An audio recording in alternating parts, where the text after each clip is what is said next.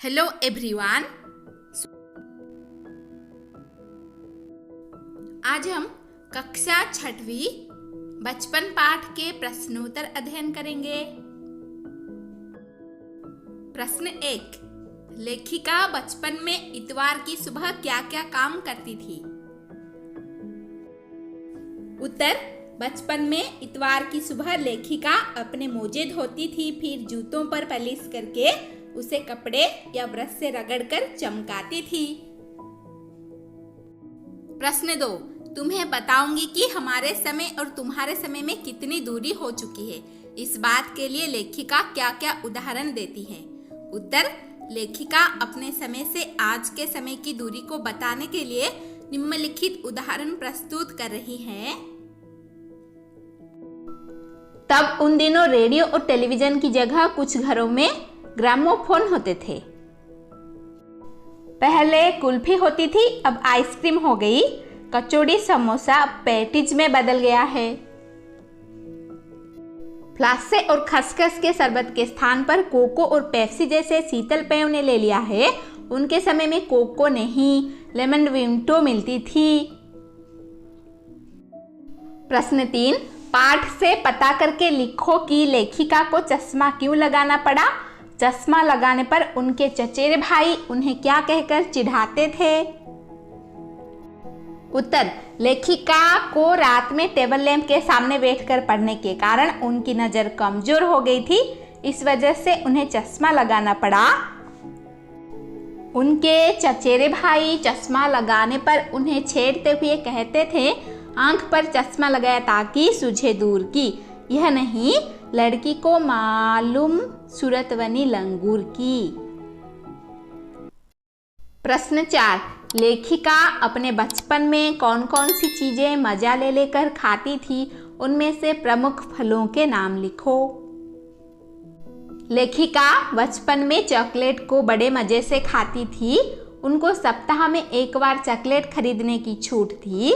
लेखिका चॉकलेट को side board पर रख देती थी, फिर बिस्तर पर लेटकर मजे से खाती थी। इसके अतिरिक्त कुल्फी, सहतूत, फलसे के शरबत, चॉकलेट, पेस्ट्री तथा फल मजे से खाती थी। कुछ प्रमुख फल काफल और चेस्टनट था। अब हम देखेंगे संस्मरण से आगे।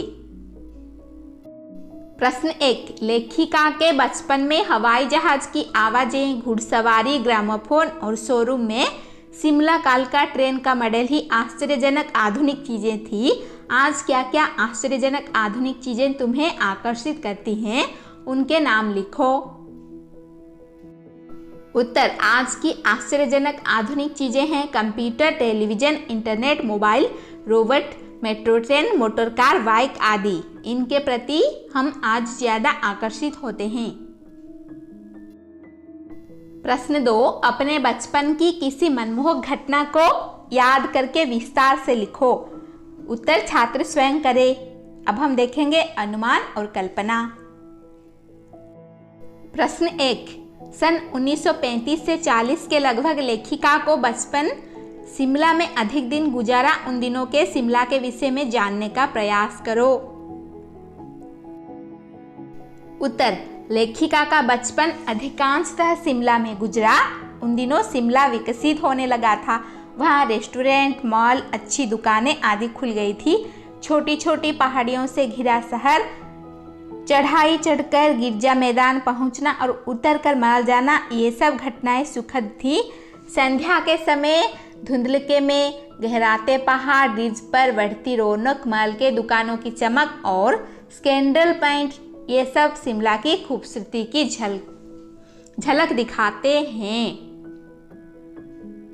प्रश्न 2। लेखिका ने इस संस्मरण में सर्वर के माध्यम से अपनी बात बताने की कोशिश की है, लेकिन सर्वर का कोई परिचय नहीं दिया है। अनुमान लगाए कि सर्वर कौन हो सकता है। उत्तर देखेंगे। उत्तर। इस संस्मरण में लेखिका ने 2 बार सर्वर का नाम लिया है। सर्वर का नाम लेखिका ने संकेत के रूप में लिया है। इसके अलावा उस व्यक्ति के लिए अन्य संबोधन का प्रयोग नहीं हुआ है, अतः संभव है कि सर्वर कोई पत्रकार या उनका मित्र लेखक रहा होगा, जिन्हें वह अपनी जीवनी सुना रही है। अब हम देखेंगे भाषा की बात। प्रश्न 1, क्रियाओं से भी भाववाचक संज्ञाएं बनती है, जैसे मारना से मार, काटना से काट, हारना से हार, सीखना से सीख, पलटना से पलट और हड़पना से हड़प आदि भाववाचक संज्ञाएं बनी है। तुम भी इस संस्मरण से कुछ क्रियाओं को छांट कर लिखो और उनके भाववाचक संज्ञा बनाओ। उत्तर देखेंगे। क्रिया गूंजना, भाववाचक संज्ञा गूंज। उभार, उभरना। दौड़ना, दौड़। चढ़ना, चढ़ाई। चाल, भाववाचक संज्ञा चलन। गहराना, गहराई। खींचना, खींच। बदलना, बदलाव। प्रश्न 2, 4 दिन, कुछ व्यक्ति, 1 लीटर दूध आदि शब्दों के प्रयोग पर ध्यान दो तो पता चलेगा कि इसमें 4, कुछ और 1 लीटर शब्द से संख्या या परिणाम का आभास होता है, क्योंकि ये संख्यावाचक विशेषण हैं। इसमें भी 4 दिन से निश्चित संख्या का बोध होता है, इसीलिए इसको निश्चित संख्यावाचक विशेषण कहते हैं। और कुछ व्यक्ति से अनिश्चित संख्या का बोध होता है, इसे अनिश्चित संख्यावाचक विशेषण कहते हैं। इसी प्रकार 1 लीटर दूध से परिमाण का बोध होता है, इसीलिए इसे परिमाणवाचक विशेषण कहते हैं।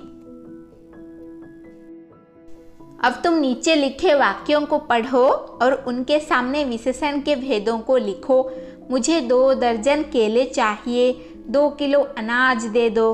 कुछ बच्चे आ रहे हैं। सभी लोग हंस रहे थे। तुम्हारा नाम बहुत सुंदर है। उत्तर देखेंगे।